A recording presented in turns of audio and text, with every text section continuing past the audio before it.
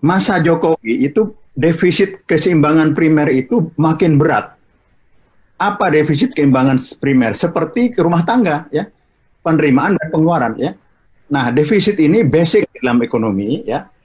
Kalau kita tidak menerima utang, tidak bayar utang, nah itu coba kita sederhana nih ya. Jadi seorang ahli politik Islam seperti Prof. Din pasti bisa, ya. Jadi di negara ini ada penerimaan, ada pengeluaran, ya.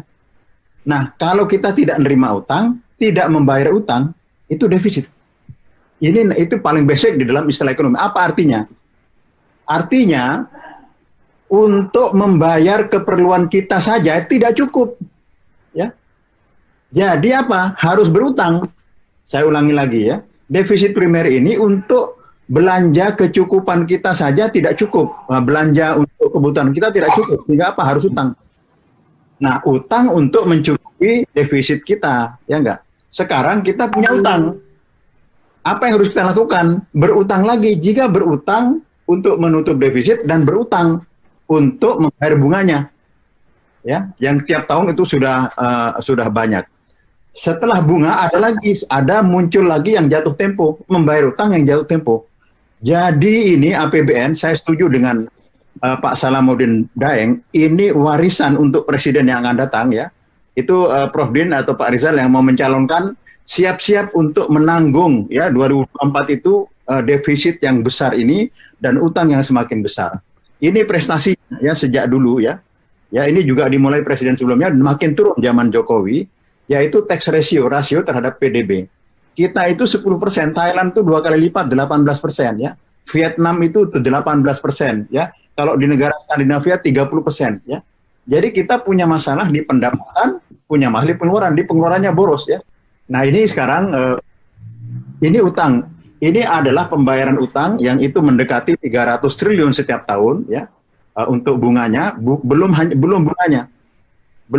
hanya bunganya, tapi pokoknya sudah mulai banyak, ya. Terakhir ya, dari data saya, ya. Coba Bapak Ibu sekalian lihat perilaku pemerintah dan DPR.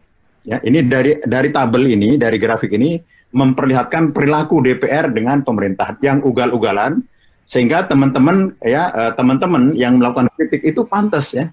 Kita coba lihat, ya. Tahun 2019 ya, yang merah ini adalah utang. Jadi sejak 2019 zaman Jokowi, utang itu bertumpuk-tumpuk, terus tidak pernah dikendalikan, ya. Ya, yang ini tidak ada di APBN, tidak kelihatan. Yang kelihatan yang kuning karena disembunyikan, ya.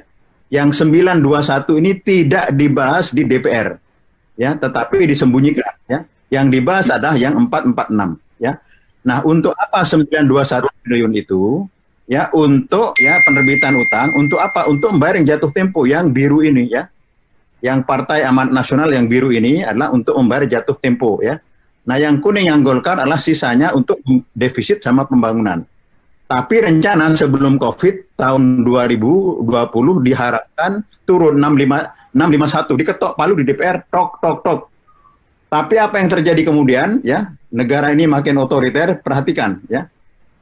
2020 tanpa persetujuan DPR dan tidak ada apa-apa, utang diputuskan 1530. Coba bayangkan, mengubah angka utang dari 650 menjadi 1530, tidak ada woro-woro di DPR. Yang ramai teman-teman kami, ya. Di DPR itu senyap. Saya melihat parlemen di Jerman, ya, itu ekonomi tumbuh 4%, itu sudah hebat sekali, ya.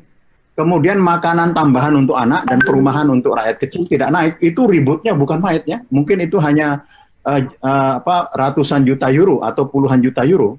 Ini hampir 1.000 triliun naik memutuskan utang. Tidak ada senyap, tidak ada apanya. Jadi Jokowi raja utang.